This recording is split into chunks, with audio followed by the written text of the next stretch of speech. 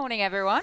Wholehearted welcome here from Laurel Park. Naomi Tucker with, this time around, Calais Francois next to me, analyst, jockey. I don't think there's anything you can't do. Well, we'll find out eventually what I can't do, but thank you very much. Happy to be here. A nice warming up Thursday afternoon, morning. Where are we at? Thursday morning. Thursday morning. It is still morning. I'm so used to the morning show being a little bit later, but now it's actually a morning show.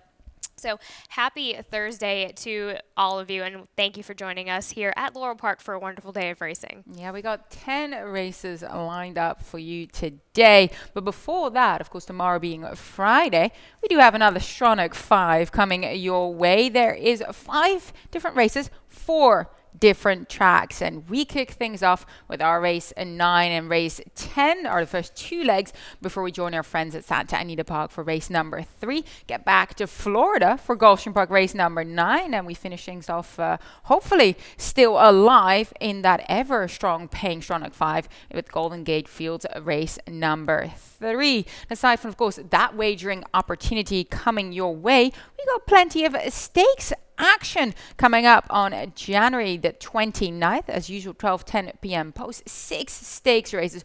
Over $500,000 in purses. We're talking the spectacular bid for the straight 3-year-old boys going 7 furlongs, the extra heat for the straight 3-year-old girls 6 furlongs, and of course the Jennings, the Geisha, both for the Maryland bred, the Fireplug stake, the Water Summer stakes. Plenty to look forward to, but let's have a look at today. We are currently on a sloppy going here. Let's see how that looks like. You can tell still a little bit of moisture in the air, but as you're saying, Callie, it is warming up. Was it colder this morning? You were out there. You know, we were doing just some barn work, just some shed rail work, so it was plenty in comparison to what I've been riding in the mornings the past week or so.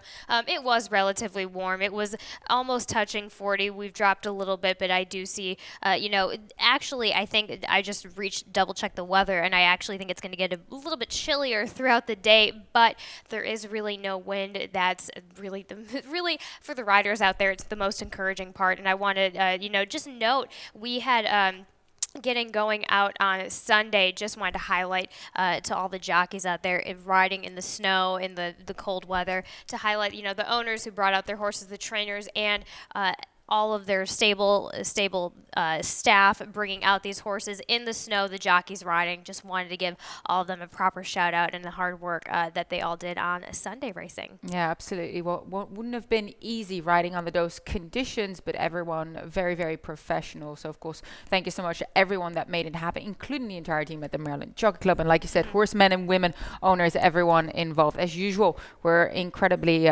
proud to have the support of everyone there. And, of course, of the bettors as well, continuing to wager on our product. So let's get going and try and give you some winners here. Race number 1 starts that early pick 5, 1 turn 1 mile. The distance of fillies and mares 4 and 5-year-olds, maiden claiming 16 to 12,500. And Callie, we have similar runners involved here in terms of our top 2. You have the number 10 Birthday Wish as your selection here. Trainer Claudia Gonzalez stretching her out. Now, of course, Gonzalez incredibly strong with those type of moves. Right, and the last time she did it, that was at the maiden special weight level. This is it's the big drop down in class for me that does it.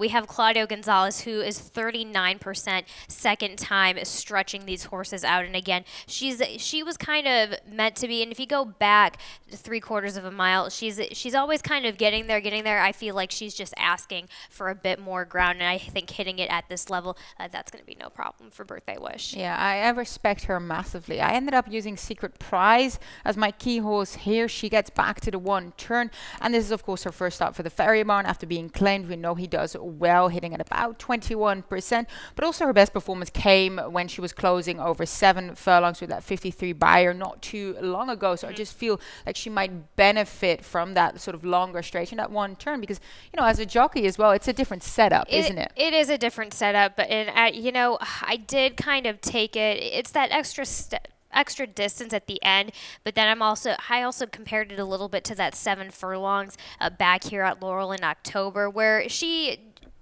she finished up pretty evenly, which alludes to the fact that she probably will improve with that extra little bit of real estate right after that wire, extending to the second wire for our 1 turn mile here at Laurel. And I think she will combine that with fitting in with the farrier stats. He just has multiple over 22% stats going for the horse, so you can't knock that at all. Yeah, and a barn that has hit the ground running recently again as well. Race number 2, 7 furlongs the distance. Optional claim a starter allowance. Again, the ladies taking center stage here on the rail is Factor In. Both you and I key around her here. We do have a video spotlight of her last outing where she actually had the outside draw but was patiently ridden by Javian. She stayed sort of 4 wide mid-pack, but she did strongly move up on the home turn. You can see her there on the far outside.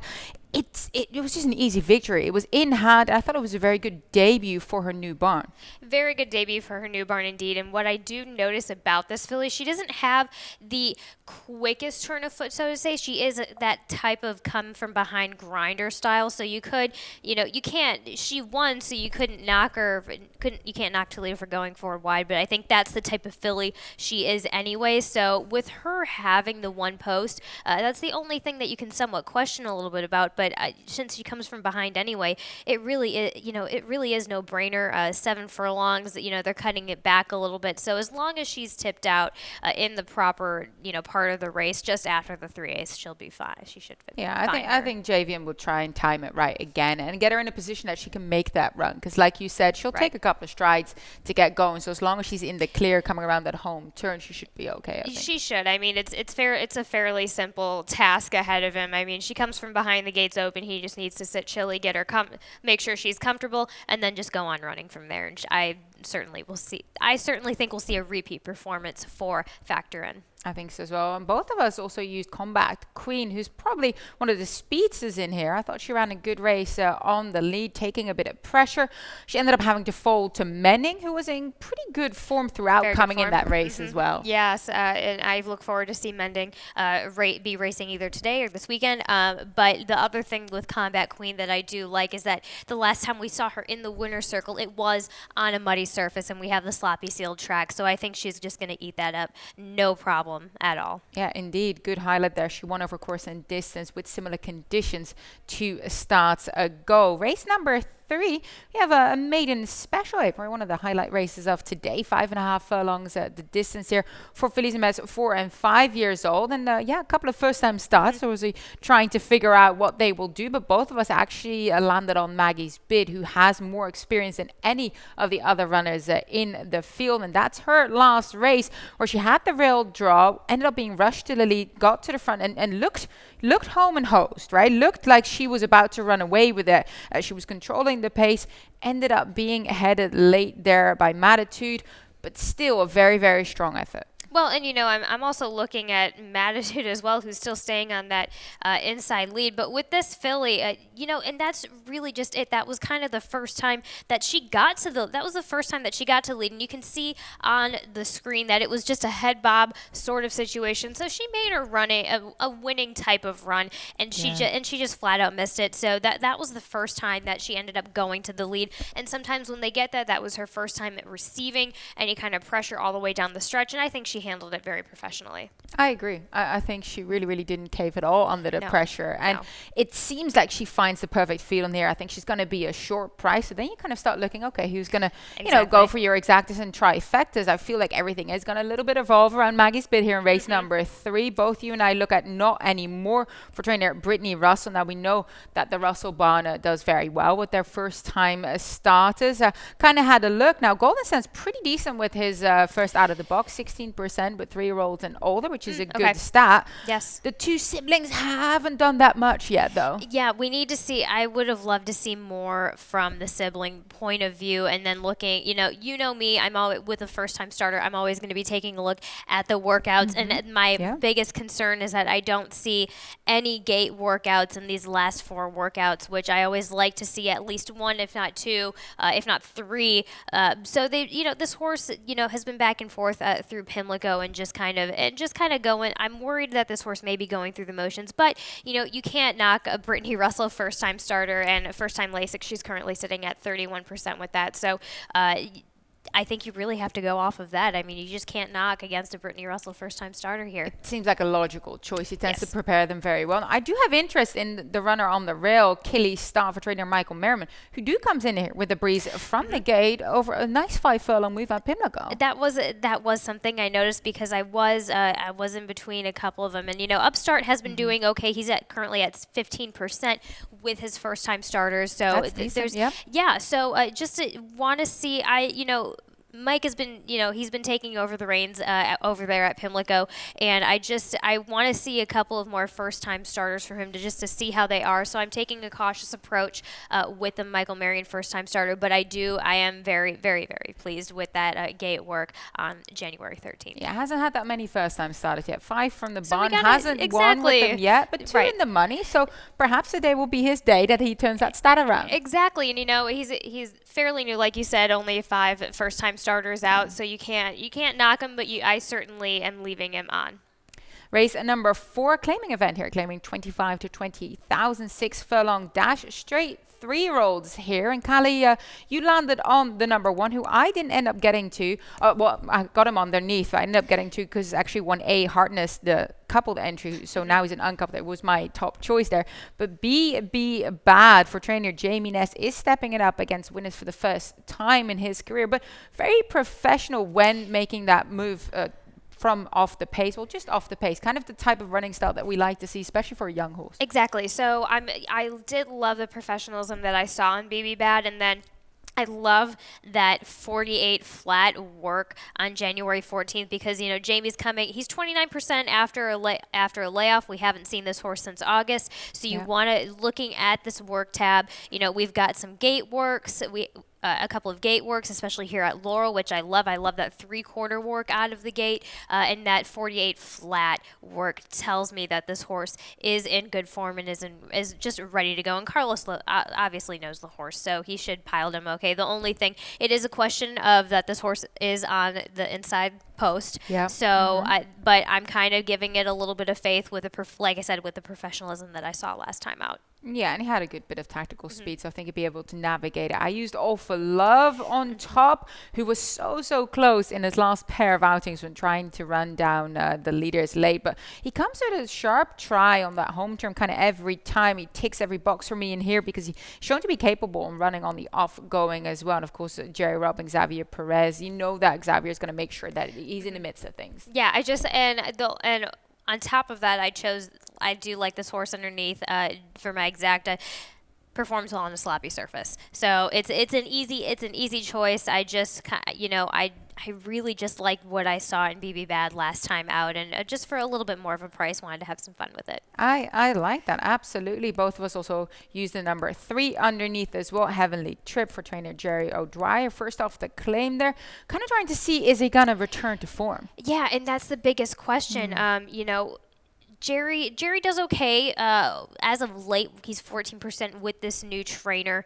But what I also do appreciate about Jerry is that he gets an idea. He can get an idea of a horse very quickly. So he may not get it on the first go, but to me, I couldn't leave him out. He has an idea of what he has. Definitely keep this horse on a sharp eye for the next time out, because I feel like it may just take Jerry maybe a race, but it takes him. But he, it's fairly obvious too. Toledo knows the horse as well. The horse needs to go, as the way he's been going, the horse needs to go to the lead. So there's just might be a little bit more speed that's competing with that, and we'll just kind of see how it's going with Heavenly Trip, really. I felt the capabilities are there, just having to see if they kind of return today. Race number 5, straight 3-year-old fillies, maiden claiming 10 to 8,000, 7 furlongs the distance here. Do have another video spotlight on the number 9, Miss Seductive, but also Rainbow Pick 6 carryover before I get carried away here. $2,756. And Callie, You created a ticket for us. Let's see how you see it. So I do. I do start with the 9 and 11 Miss Seductive and Helical Rising. And in race number 6, I go wide on that race. I think that race is wide open with the 1, the 2, the 3, the 9, and the 10 dashing circles the long shot on that race. And in race number 7, I double down. I double down in race 7, 8, and 9. I go the 3 and the 5. And in race 8, I go 1 and the 7. And in race 9, I go the 2 and the 5, Nash, Vegas, and Hard Fought. And then I finish up, untypical of me, I usually finish up with a single, but I decide to go 4 deep in this race with the 2, the 3, the 5, and the 10 Wonderful for a $64 flat ticket. Yeah, but I like that though. Sometimes you want to be 3 or 4 deep because then once you get there, you know that you're in business and hoping to strike that home run. Race number 5, like I said, 7 furlongs a distance. Maiden's trying to get that first career victory on board. And yeah, we were starting with Miss Seductive, so why not take it from there again? We're looking at the start here. She's trained by Hamilton Smith. JD Acosta was on board that day. Will be aboard again here. And there was quite an early pace going. You see there, number 4. She was hard asked by JD. Kind of aggressively ridden, saying, hey, get up there, get your position. Kind of out sprinted. Looked like she wasn't as comfortable with how fast they were going, but she took a breath and came back for more. And that's what I really enjoy about this filly is that you see them kind of, she gets up there, she comes back, not only does she just take a breath and relax, but she also gets a great education with all of that mud in her face. I mean, mud coming at you is very different than just dirt coming at you. So for her, it opened up, she did finish, I thought she finished very evenly, which is why probably JD tried to get aggressive with her and send her to the front.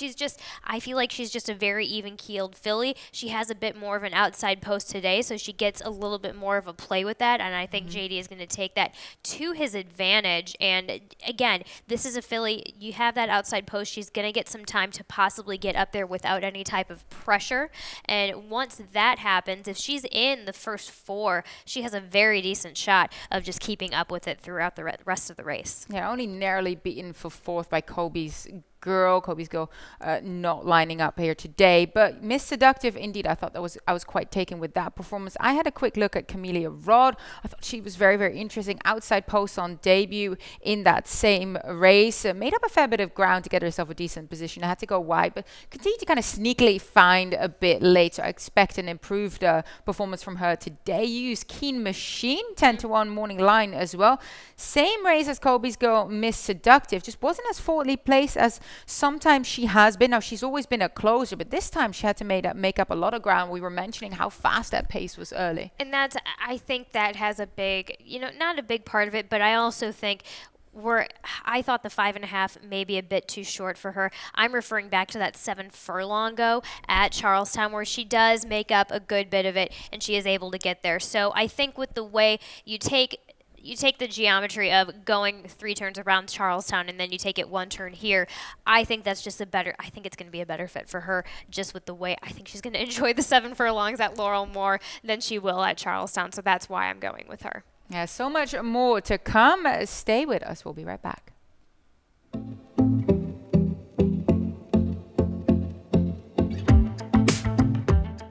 My favorite thing to do is just speak to them as I go down the line. I just come in and chit-chat with them. Hello, good morning. And grab their chins as I go. And they'll be begging for some candy or whatever the case may be. And I name each one as I go down the line. And then somebody might be dancing around in a circle. But I've always loved horses ever since I was a child.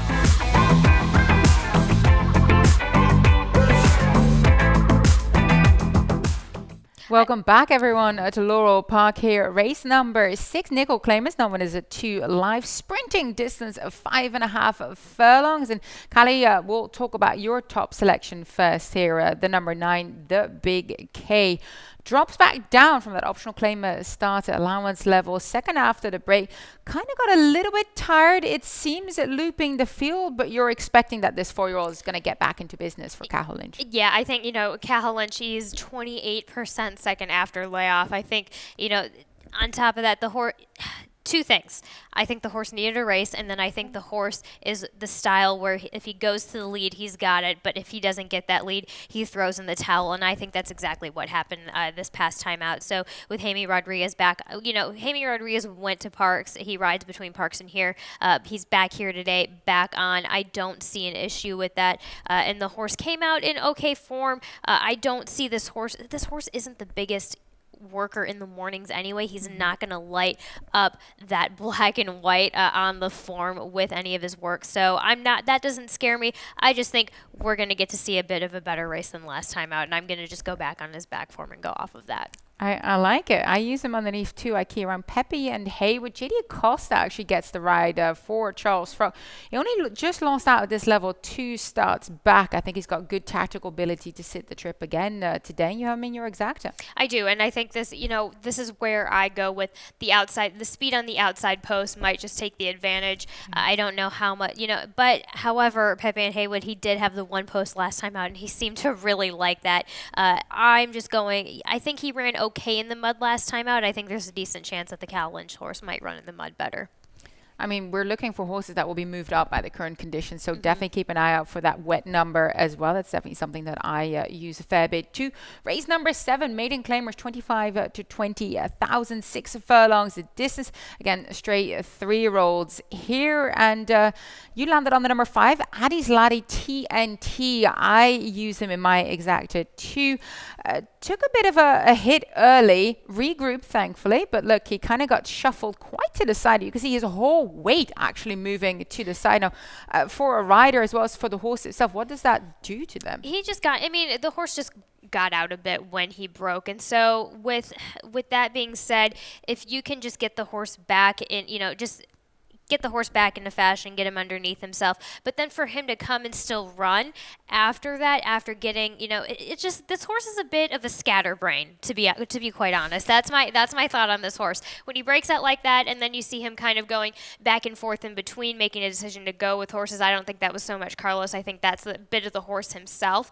So when he does go, and he does go in a straight fashion, he does tend to do well. And then I'm going back off of that first time when he did run in the mud at Pimlico, and he still gave us a very even, decent effort when he does break. So I'm not completely taking away. I'm not scratching that race out. I've learned some stuff from him, but I do think, he had a bit of a break. That was his first time back. So he's a chestnut. Brain probably got a little bit frazzled. We're back at the second time. I think mentally he's going to be a little bit better this time around. Oh, and also hopefully a bit more of a cleaner start, so he doesn't have to regroup himself that much. Never ideal for even the most experienced of runners. I use the number 7 Dathos as my top pick here for trainer Cathal Lynch. Gelding report came in on the 20th of November, so first time running as a gelding here. And in that last race, that was on the 13th of November, it was a bit of an awkward break for him, causing him to kind of get steadied a little bit. Never really got into that race. So I'm expecting him to come back here and perhaps be a little bit of a different horse. Now, yes, I'm taking a punt there, but I think that if anyone can do it, it'll be Cathal Lynch, who's very sharp with these type of runners. Yeah, and I mean, the horse has been putting in some nice works ever since that run in November. That's what I really appreciate in the Lynch barn as a horseman, just a horseman itself. We're not just talking about Cal, we're talking about Charlie and Anthony as well. But when something like that happens and the horse just isn't able to get to run a race, I think they gave this horse and they gave him some time to recover from that. And then you can see in the work tab that absolutely shows. So, again, I have this horse underneath. I'm just cautiously optimistic, which is why I have him underneath, but not in my exacta. But I'm starting to get sold a little bit more on this horse the more we talk about him. Well, tell me about your long shot in your exacta, though. Eden's Glory. This is another Jerry O'Dwyer where this is a set. Listen, I'm going to say the stat. Jerry O'Dwyer, second time starting, 37%. Wow. Out of 27 second time starters, he's had 10 winners, 2 seconds, 4 thirds. To me, I could not leave this horse off of my ticket at all. And, we're talking... he also ran a mile the first time he ran, which is very tricky. It's a tough ask. So we're cutting back to the 3/4. I think that's where this horse fits. And you also have JD Acosta, who will certainly do his best to get this horse up in the lead. But with that Jerry O'Dwyer second time start, I can't leave him behind. 15-1. That's quite the horse. We'll of course talk about him a little bit further in the afternoon. Race number 8, Nickel Claimers, Fillies Mares 4-year-old and up, 5.5 furlongs the distance. Look, I landed on the same horse you did, Jeannie's Angel. She's actually my best bet of the day. I think she's going to be able to outbreak the field. I think she's going to control the pace. She gets back down to the level that she's been very successful at in the past. Dil Capuano trains. I don't particularly think that last race, against much tougher, was that bad. She only got beaten a couple of lengths where she was doing a lot of work up front. Yeah, and this is another girl who likes it her way or the highway a bit. So, which isn't bad because she's here's the thing, Naomi, she is consistent. She is a bit consistent when going up there, especially when she gets down to these levels where she probably fits best at. And I mean, here's the thing with Dale, he's going to try and run the horse at the levels he can get to see how far up he can get with the horse as well. So by all means, go for the experiments. Absolutely. And, she ran okay on the mud back at Pimlico in that starter allowance in August. That wasn't a bad go-around at all. So I think injecting a little bit more speed, Marie knows exactly what to do on her. I mean, Charlie was on her that time. So, she only has one other horse on her outside. I think this is all the advantage to her. Well done. Nice choice on the best bet. Yeah, I mean, I feel like it's going to unfold in her favor today. But look, aside from that, I feel like there's definitely a couple of horses that could jump up wide open underneath her, I feel. I didn't even use Cougar Vision, but the more I look at her, she is the type that could make full use of a possible speed duel developing. If, Jeannie's Angel is going to get to the front and some of the others say, hey, we're not going to leave her alone. Yep. Cougar Vision will probably just kind of take back and spy the speed. Yeah, I mean, because Petition Lass is a scratch, who is another horse that does come from behind, and it did okay on the mud, but that's my biggest thing is that, Cougar Vision was able to do that and just missed it on the head bob, on the mud, had a little bit of trouble in the beginning. So it turned out, I think, I couldn't leave her alone. I couldn't leave the Cougar alone. I like it. Look, I use Joyful Noise for training Marius Ray Jr. She's just, out and out, always gets back down to the lowest level. I think that means she's going to be able to run her race again. Is that kind of performer that tends to run those mid-50s towards 60s number? That would definitely be good enough to pick up a piece underneath as well. Race number 9, Optional Claimant Starter Allowance, 5.5 furlong dash. And look, I felt like this was an easy top choice here. Nash Vegas, Easy. the number 2. Let's look back at 2 starts ago where he was well placed. It weren't going that fast early, so he's a bit more forwardly placed than has been the case in his last race. Moved up close to Bull Shark, took over comfortably, possibly even naturally. He just kind of did it within himself. I feel like in terms of this race, he just kind of needs to keep up these type of performances to win. Yeah, and going back even 4 starts, he kind of did something in a similar fashion where he took an early lead and just went on with it like the little professional that he is. I love seeing the ears pinned back. I love the way this horse runs. I just love watching him when he does run. So with the way, what's great is that this gives Nash Vegas just has a lot of tools in the toolbox. I like to use that term where this horse, he can maybe make somewhat of an argument of being on a dueling speed like he did 2 starts back, or he can sit back if he needs to, which is what he did. I don't know if he loves being on the mud, just because he didn't, he was in an okay position. He's been in that position before, but he just didn't fire like he did last time out. So I'm going to give him another go on the mud. And we have Ferris Allen, who out of recent starts, he's 25% second after the claim. See, I'm not too sure he didn't like it. I look back at that last race as well. Ends up covered a fair bit of ground, having to go wide. Held himself well. Now, Stroll Smoking, who ran second that day, came back to win. Nash Vegas wasn't beaten that far. Only 2 legs. Was coming with a run. Was trying, just perhaps not the best horse on the day. I don't feel like any of those types are lining up in here. We got no Bear Force One, we got no Stroll Smoking, who was a very tough allowance campaigner a while back. Right, so when Stroll Smoking shows up, Stroll Smoke and shows up. So that's an absolutely fair assessment. So hopefully, like I said, one more try on the off going, and we'll see what Nash Vegas can give us. And you use a hard fought. I know that you have the two horses here in your pick six, Nash Vegas and hard fought for Damon Delodo Vico. Hard fought. This will be first after the claim here. Now, of course, he was trained before by Damon Delodo Vico, so a reclaim. So it was kind of encouraging to see, right, when the barn feels like they want to have this runner back. Yes, and that's always a super encouraging thing to see. Damon Delodovico, 38% out of recent short samplings first after the claim, so that's always extremely encouraging. But again, this is, they want the horse back. The horse ran okay on the mud last time out. He's run okay on the mud beforehand at Pimlico back in August. That was a nice second going in the same type of style. So we can expect just a consistent horse, especially if you're at this level. You always want, for me, when it's this level, 12-5 and below, consistency over flash every single time. I do agree with that. The nightcap is race number 10, maiden claiming 10,000 to 8,000, 6 furlongs. The distance, look, Callie, you landed on Chauffeur. I completely understand that choice. He's got the better figures of anyone in the field. The only problem is 0 from 17. This will be his 18th try. So my reasoning was, does he really want to win, or does he like running with them? So I used him underneath for that reason. Now, I've used that reasoning before and gotten burned. So this is a tricky situation. It's tough here. because I agree with you. He's 0 for 17. But that last 17th start, he did show an improvement of an actual decent rally and putting in some effort, kind of like we saw going his second, back in December at that maiden 25, where he did, he was just second. He just missed out on it. We got to see a little bit of that again. He's in for the 10.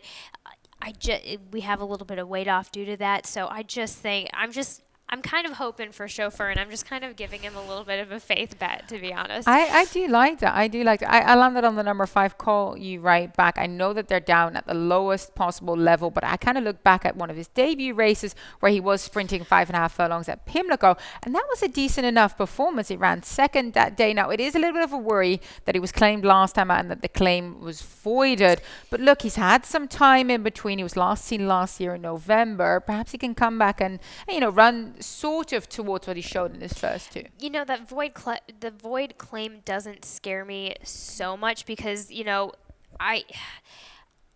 when it's a void claim from the vet, sometimes things can just happen. I remember I've seen it before where the horse just doesn't fire. Horse is sound, but just doesn't fire, and that could just be a good enough reason. So, it's questionable, and that's absolutely a reason why I have this horse underneath on my ticket. But as you highlighted, Naomi, we go back to the 6 furlongs where 5.5 seemed to really work for him. Anything over that, it just might have been. I just think it was too much for him. Yeah, possibly. So I have a bit of a question mark with the number 10, Wonderville, who actually did quite well over that 1-turn mile here in October last year. Kept on well, was really hitting the wire. Now kind of that sharp cutback. Look, his figures are there, and I thought that was a good run.